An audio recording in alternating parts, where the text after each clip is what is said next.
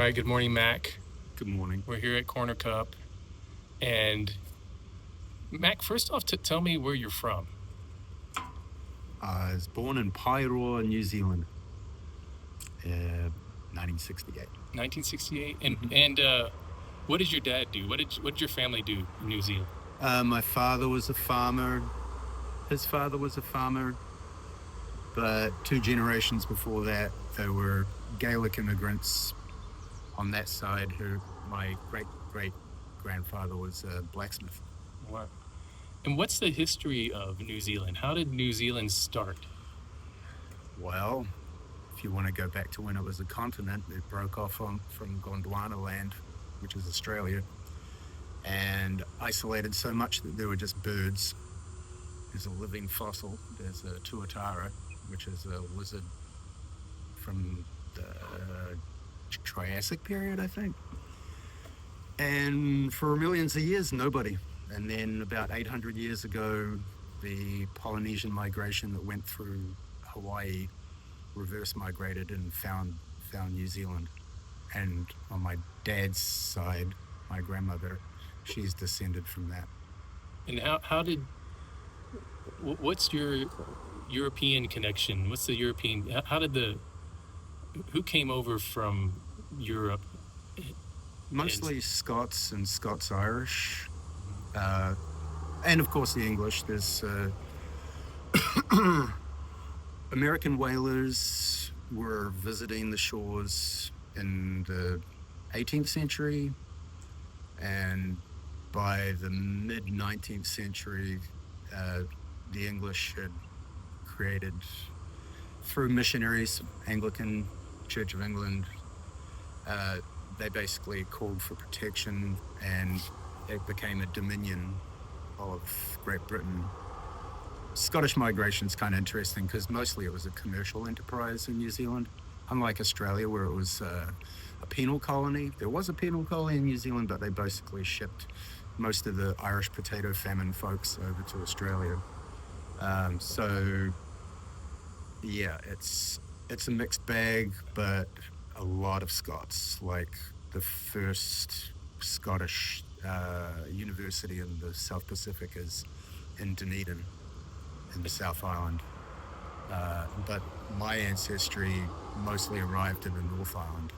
And where did they come? Where did your ancestry come from? What clan or what brought them over? Well, they were Gaelic speaking, kind of persecuted by the English a little bit. So they exported themselves from Dundee for the most part to Nova Scotia, where they eventually settled, pioneered, and built ships. And about a half a dozen ships sailed to New Zealand in the 1840s, and 1851 is when one of my ancestors arrived in Waipu, where they still have Highland games and Wow. yeah. And what did your dad was a farmer? What kind of farming did he do?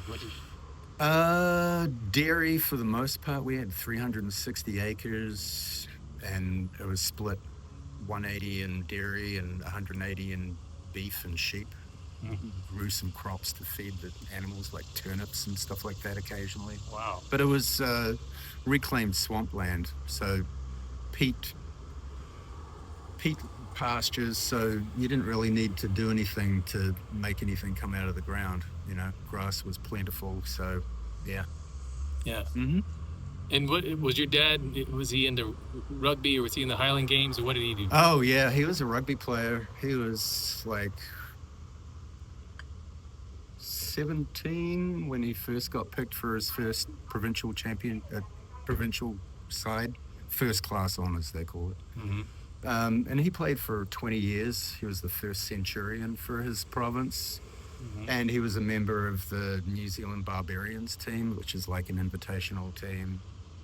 Yeah, we used to go there and drink beer before, well, I was a bit young then, but we'd go see the All Blacks play at Eden Park on the regular and stop in there, and I'd be like, why aren't you getting your pint glass down? He's like, oh, pull your pint glass, you got to buy everybody a beer. Wow. And I was like, well, what about the ones at the top? And he was like, oh, well, you don't want to be up there. you're dead. Wow. Wow. Yeah, fascinating stuff. But yeah, rugby, I mean, I grew up, they don't give you a pacifier in New Zealand, they gave you a rugby ball. And if you weren't playing rugby, there was something wrong with you. So Whoa. I played till I was about 15 and gave it up because I was a punk rocker and guys on my team were threatening to beat me up for being a little different. All right. Mm-hmm. What music did you listen to? What got you into punk rock?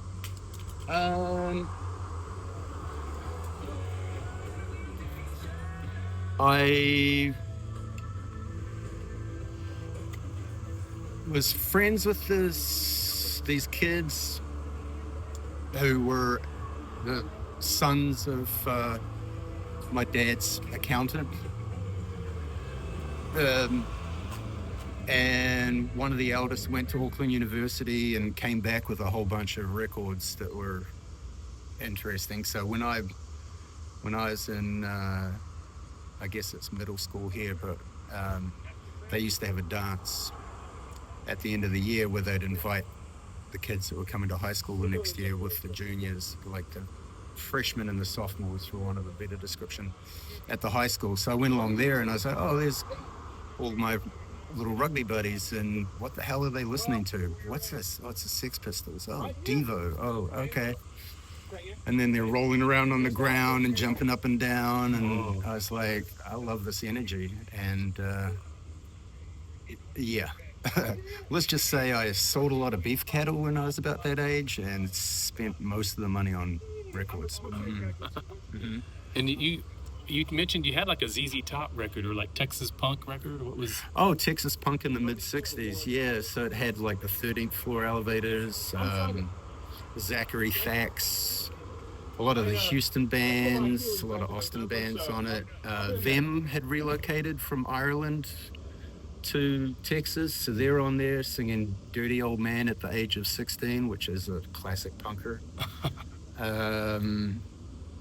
Yeah, the Moving Sidewalks, which is the ZZ Top connection. Yeah. Oh, Hombres. that's what they were called before they were ZZ Top. Yeah, yeah. And that was maybe inspired by the 13th Floor Elevators. Oh, no doubt. No doubt. Yeah. Yeah. And, you know, which was begat by the Spades, right? Was the first 13th Floor Elevators, like the prototype. Yeah. So how did you get to the U.S.? How did you? Yeah, long story, but in the 90s, I'd written in a journal that I was going to live in America by the turn of the century, and then through happenstance, I was dating an artist who was going to do a residency in New York City, and I was writing for music magazines, and so I applied for a journalist visa. Didn't get it.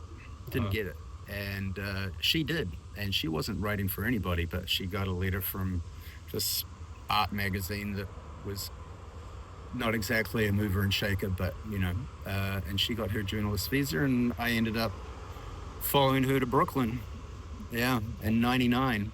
Wow. Yeah, and a month later, not my girlfriend.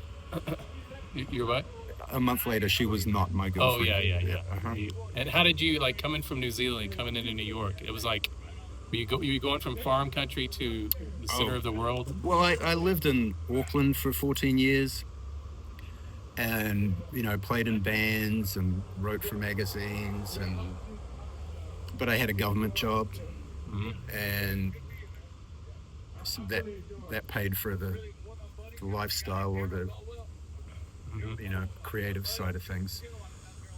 And did you get the music scene in New York City? How did yeah, I did. I mean, when I got there, I had, you know, I was writing for magazine. I was writing for New Zealand Musician, touring New Zealand bands. So I'd interview them. I went to Chicago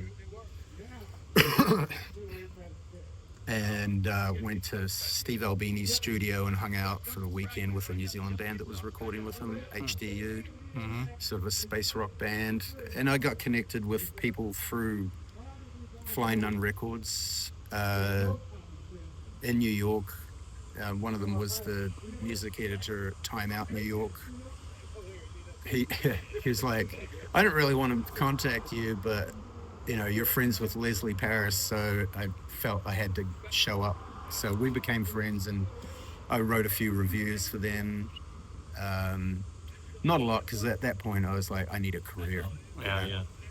So I played in one rock opera band that my friend Guy Schmidt is a New Yorker cartoonist these days, artist. He had like a mixed media thing at a gallery in Williamsburg. It was packed. And so I played bass in that so he could sing. Everybody else in the band had been on a major label. Whoa. Yeah, the drummer was John Stainer from Helmet. I Whoa. was just like, I'm playing with John Stainer. Yeah, yeah. Yeah, but after that show, I was like, yeah, this is too much like a job. Playing music in New Zealand was just sort of fun and Yeah. easy. So um, they were like, yeah, don't worry, we're getting our old bass player back. So Yeah. yeah, that was the only time I played a show in New York. Mm. Yeah. And show me some, back to New Zealand, show me some, you had an ancestor that brought English birds Yeah. to New Zealand? Yeah, so a couple of years ago, I was in New Zealand, and my partner at the time was obsessed with birds, like listening to birds Yeah, and yeah. identifying them. And she's like, oh my God, there are all these English birds that are singing. I'm like, oh yeah, that's because the English brought a little taste of home, you know? Wow. And, you know, each time I go back to New Zealand, I'd pull out the genealogy books, and I was flicking through this one. Mm-hmm. And this is on my mother's side. John James Wilson Mm-hmm. is my ancestor responsible for bringing those birds right here in 1862 Wow. on the Kashmir This thing is English birds to New Zealand. And we have, let's see, what, 6 pairs of blackbirds, 6.5 thrushes, 6 starlings, 6. So they brought these over on ships. Yeah, with all the bird feed, and it says here that. Oh, there's the ship right there. Let me see. Oh yeah, that's the Kashmir. Man, look at that. That's amazing. Mm-hmm. It's an amazing ship. And this guy was on that ship bringing these birds to New Zealand because the English people wanted to hear their song, the songs of the birds. Huh? Yeah, and they kept one in a cage in the port city of Auckland, where people would come and listen to the bird. Wow, Yeah, that's wild. they brought gorse, you know, which was great for English hedges, but it overtook the native countryside. Anything. And what's the term you used for like your family lineage? What was that? Whakapapa. And that's Maori for flat stones stacked. It's like connected to the earth, connected to the waters, connected to the spiritual things, but knowing who you are descended from is an important thing in that culture. And what's the culture called again? Maori. Maori. And that's the culture, that's the indigenous people of, or the people who came over from Hawaii to New Zealand. So Tahiti, the Friendly Islands, Fiji is sort of the cutoff because it's Micronesian, and then Polynesian is Wow. east of that. Rapa Nui, you know, Easter Island. Whoa. Yeah, my aunt did her DNA, and that was pretty fascinating because she's like, yeah, we're Maori, Wow. but we're also Taiwanese, Wow. and we've also got Inuit, Wow. and we've also got Viking. Wow. As well as lots of Scottish and Irish and a little Welsh, or, you know, basically Northern European stuff going on. Wow. Yeah. And you told me an interesting story how the Scottish, maybe it's a very short summary of how they came over. They were persecuted, or they were sent over as a penal colony, or Oh, the English, again, that was more of a missionary type deal for the English side. My English ancestor, who married a Maori princess from Te Rarawa tribe in the far north, the Hokianga, one of the original waka canoes that came from Hawaii. wow. He was a bit of a cad. What's a cad? Bit of a Jack the Lad, a larrikin. He was born of money. I've seen like lineage that goes back to Henry VIII. All right. I don't know. Yeah. where one of the Pickerings had his head cut off at the same time as Anne Boleyn. Oh. It's a nice piece of color, but I'm not sure that that's actual truth. But this guy was basically, he left a family in England and went away to make his name, ended up marrying Mo Nahirihiri's daughter. Whoa. He was the 47th signatory of the Treaty of Waitangi. Whoa. He was the chief, put his little X on that document, which gave the British sovereignty and protection over New Zealand in 1840. Whoa. But yeah, he married her, and then there's all that side of it comes down from there. Wow. My mother's side, there's some English, like Mm-hmm. Jimmy Wilson there. Yeah. But for the most part, they're Scottish, and you know, I get my name McGregor, Mac Gregor, from my dad's side that came through Nova Scotia. Mm. Mary McGregor was born in 1799 in, I think it's Sydney, Nova Scotia. And they lived there for about 40 years and then built these boats and sailed off to New Zealand. Yeah. And this is I don't have all the knowledge of New Zealand and Australia. When did the British release their power over New Zealand? We were still a colony in World War One, but we had, I can't remember the exact terminology, but we had government that was elected locally and ran the country from the late 19th century, and we gave women the vote. We had Richard Seddon, or King Dick as they call him, who was like the first welfare state prime minister, set up pensions, and then that became, we became full socialist. Wow. In the 1930s under Savage, Prime Minister Savage, who's, it's like FDR. You go into someone's house from that generation and there was a portrait of this guy. Wow. First Labour government. Wow. And, cradle to the grave. Healthcare, housing, pension, unemployment benefits. Most of that stuff came from that time. Wow. It's amazing. It's amazing. Yeah, it's really weird that a country of now just over 5 million was doing so many things first, like climbing Mount Everest with Sherpa Tenzing. Whoa. Sir Edmund Hillary built a lot of schools in Nepal. He's on the $5 bill. Kate Shepherd was the suffragette. She's on the $10 bill.